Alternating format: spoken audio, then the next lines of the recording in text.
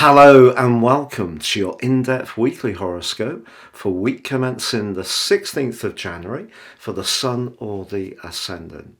Thank you so much for joining me.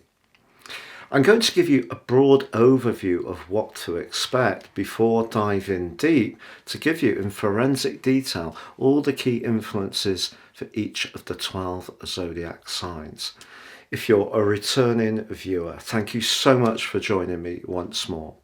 New to my channel, it's great to have you with me and I'd be honoured if you'd subscribe. Please click or tap on the bell notification symbol. Now this week is very powerful. The Sun is side by side with Pluto for the whole of this week, but across two different zodiac signs. And this is very symbolic because for the last 15 years, Pluto has been making its way through the sign of Capricorn. Capricorn is very much about the established order, big business, big government, big organisations, but big money. Now, the sign of Aquarius is much more about the collective, but also individuality. There's a duality in the sign of Aquarius. Pluto is about transformation. And because it's getting to the end of its journey in Capricorn, which is going to happen basically in 3 stages, it will finally move fully into the sign of Aquarius on the 19th of November 2024. But of course it goes there for 11 weeks this year, 38 weeks in the following year. And what we're seeing is a big shift. And that really starts to show itself this week. This is why this week is so potent. And of course there is then on Saturday, a new moon in the sign of Aquarius, forging a disassociate conjunction with Pluto in Capricorn. But that Plutonian energy can reveal secrets. It's also about deep power that's not necessarily very obvious. It can be about more sinister activities, of course. This week also sees Mercury go direct on Wednesday, Uranus direct on Sunday, but Mercury doesn't emerge from its post-retrograde shadow until the 7th of February. But it does forge a beautiful alliance with the North Node this week, which can be helpful, but a much less helpful one with Mars. Mars now going forwards in the sign of Gemini is quite an impatient, direct energy when it comes to communication, which Mercury governs. So Mercury in the more business-like sign of Capricorn is just saying in this quincunx with Mars that we need to be very sure that we're not jumping to conclusions, making hasty assumptions, or even expressing ourselves in rather an impatient way. Also, from the middle of the week to the end of the week when they become exact, Venus edges into a conjunction with Saturn. Because they're both in the sign of Aquarius, this can be a real test for certain relationships. But for those people who are very committed and very hardworking, Saturn can help to bake in that commitment even more. So it could be a time when some people actually firm up their commitment much more.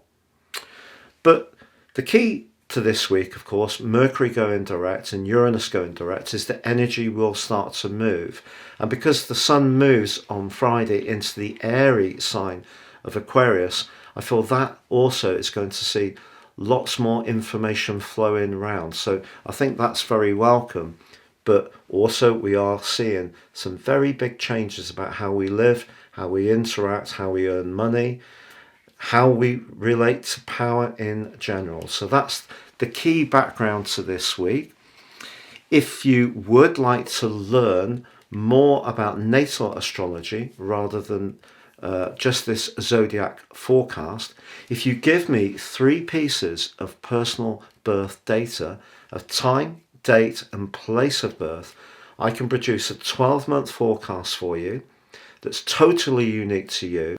But in my special package of 30% off, you'll also get your crucial life roadmap report. This really helps you to understand some of the patterns that you've experienced over and over in your situation. Perhaps some of these have been quite challenging, others have given you real opportunities. If you get a more intimate understanding of those, you can steer your moves more successfully going forwards. Now, in this special package, you can also get your free 12-month general forecast in terms of your zodiac sign, but also your Chinese forecast and your Indian forecast for year 2023. Please see the link below. So Aquarius, your week commencing the 16th of January forecast is really exciting. Yes, the sun returns to your sign, which will increase your physical vitality, but some of the anxiety and fretfulness that's just been around you of late with Mercury's retrograde can also ease. Of course, it is in that jagged angle to Mars. So Mars is in the part of your scope that's very much to do with being flamboyant, glamorous and dashing, all the things that obviously you have, just like myself, in copious amounts. But the 12th house is very much more to do with the psyche. So any lack of confidence or self-doubts can inhibit what you want to do in the more creative sphere. But the sun arriving in your sign is certainly going to help. The new moon on the next day, on the Saturday, and this is a chance to really recalibrate and go forwards. We can't change the fact that Pluto will be continuing in the 12th house through to the 23rd of March. It's only going to be in Aquarius for 11 weeks before coming back into the sign of Capricorn. Still work to do in terms of trying to understand some of your responses, and me with my responses to some of those very deeply ingrained and deeply felt energies. However, Uranus, the modern ruler of Aquarius, going direct is terrific, because I think a lot of the stresses have been around trying to balance a need for space and being settled in your home situation, and it just seems that that's been very elusive over the last couple of years. So Uranus going direct is going to help, really quite a lot in that degree. Now, of course, Venus is combining with Saturn in your own sign.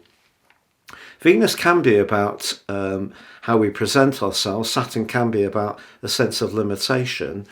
If you are someone who's a dedicated follower of fashion, you could be quite critical with this combination about, your appearance, how you'd like things to be different and so forth.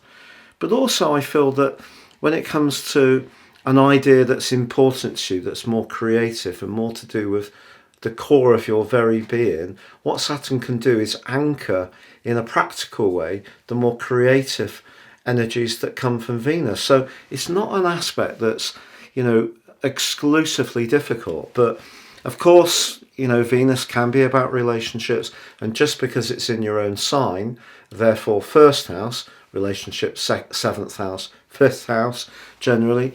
But I feel that, if you feel that you're not getting your individual needs met in a personal relationship, then this is going to make you think very seriously about it. But it's not the same as Venus going through the 12th house, which it was until it arrived in your sign. And so this is much more work. You can work with this much easier. Now, of course, Venus did combine with Pluto as the year turned, so that background psychological energy around relationships is going to be a constant for the whole of 2023. I still think it's possible that something to do with someone from the past can have a bearing in the present or the future. How that exactly unfolds is down to your personal situation. But I think generally there is a freeing up of energy, and you're going to move from the more psychological, emotional and spiritual dimension that's been so powerful into one of action around what's important to you, but you need to keep it quite narrow and don't spread yourself too thin at this stage.